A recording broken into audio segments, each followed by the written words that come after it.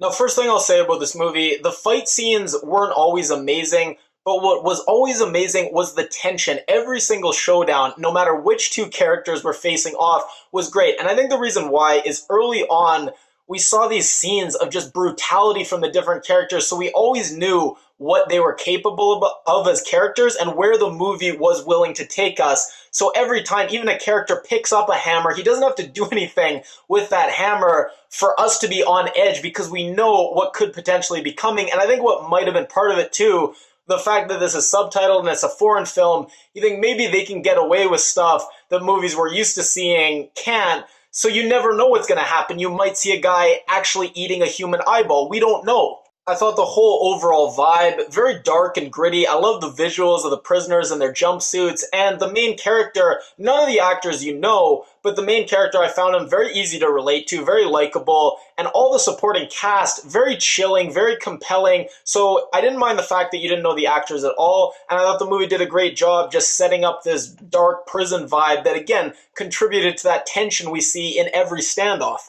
And there were a lot of little things in this movie I liked. There was an explosion at one point, and it was one of the best done little explosions I've seen because one, it was a surprise, and two, something about the sound, you just felt it as it happened and you almost felt yourself getting knocked back like the people in the film. It's one of the best little explosions I've done. So those little things that surprise you, and then also the fighting, again, it's not super technical and there's not crazy jujitsu like you might be expecting, but it's very realistic. And when you see things like someone pulling someone's finger and, the pain on their face, you feel the fighting is more meaningful in a sense because it's realistic and the characters are going through actual pain.